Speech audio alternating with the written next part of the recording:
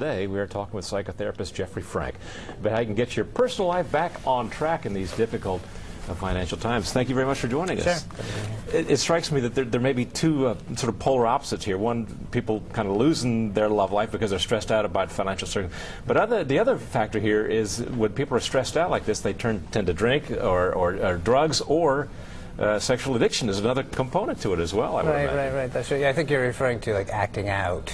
You know, maybe things don't feel so comfortable in a relationship, or they're not getting what they want from the relationship, so they look for kind of outside outlets to make that feel a little more soothed to them. Right. That they're not getting that. I read this in the New York Times. This is interesting. I'm sure you probably read through this. Married men and women, on average, have sex with their spouse 58 times a year. That's a little more than once a week.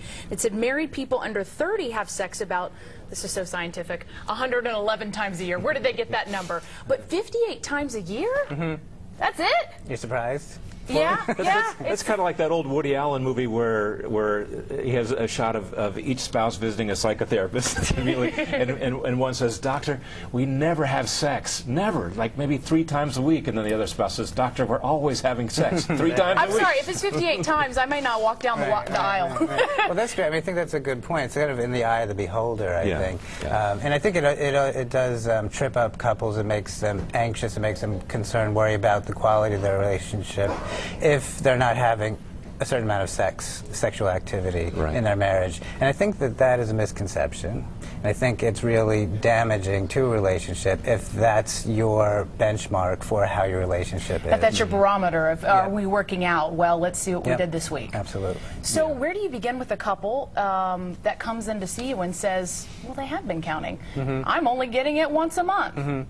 Well, what do you do? Usually I'd be curious, you know, about this. The sexuality is pretty physical, it's very straightforward, it's kind of easy to describe, but I would be asking about intimacy, which some people kind of fuse those two together, but I like to untangle them a bit to find out exactly what their level of intimacy is. And that can be different things. That doesn't have to do with sexuality. It can just be being with the other person, taking a walk in the evening, just being interested in your partner, not necessarily the sex part, but even just keeping someone in mind. If those things start to diminish, then there's some problems. So sexual activity in some ways is kind of a barometer of how the relationship may be going in other ways? Well, it could be looked at that way. Definitely, you know, if there is a big drop-off or a dramatic shift, there's something to be attended to, and I think it is also important for couples to speak to it, not to kind of go off into their own corners and mull about it, stew about it, resent it, kind of make up scenarios about why it's there, but to kind of turn around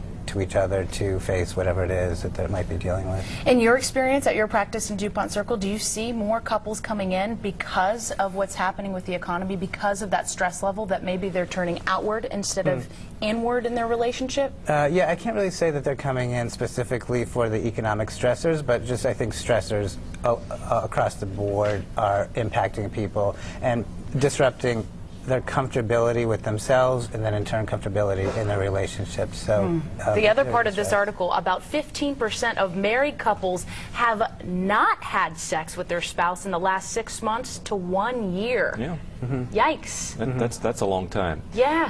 But then again, you know, things tend to ebb and flow in marriages, and as a couple, you know, lives together longer, that frequency is not necessarily all that important anymore. Is that true? Well, again, I do try to assess other areas of the relationship just besides the sex, and if there's other areas that are not being fulfilled between the couple, those are areas that I would want to go in and see what the problems are, see if there's room for improvement, or some resolution, and then kind of and then hopefully the sex part adds into that, as opposed, I guess that's kind of more of a bottom up rather than from a top. I've heard of some couples who have stopped having sex entirely because they're together to raise the children, for example, and that's so it their remains focus? a marriage literally of convenience and for the children's. Well, if there's still something there, if there's still companionship, security, interest in one another, interest in being together, I think that counts for a lot, and it shouldn't be discounted against the sexual activity levels in the relationship. Are you seeing people, the divorce rate go up because of the sex life just fizzling out? Or do people just deal with it more? Well, it's probably a combination of both, I guess. But I do believe that people put this value that is coming externally onto the relationship, this pressure to have a certain amount of sex, and then if it's not there, then they're feeling somehow deficient or that their relationship doesn't measure up. And I think that's the problem. They're probably reading articles like this thinking, that's not me. That's oh not my gosh, what am I going to do? Right, exactly. But I think there's this stigma of people reaching out, coming to see people like you.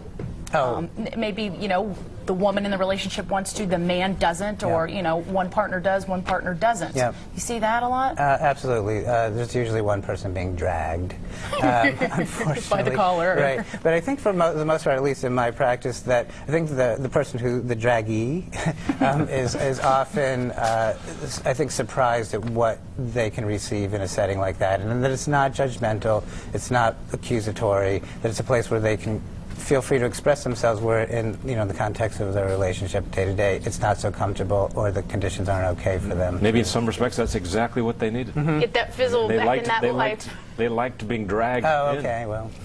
It might be, right? It might work. Then that would be a focus of attention also for us. Doctor, thank you for coming in. This is an interesting topic.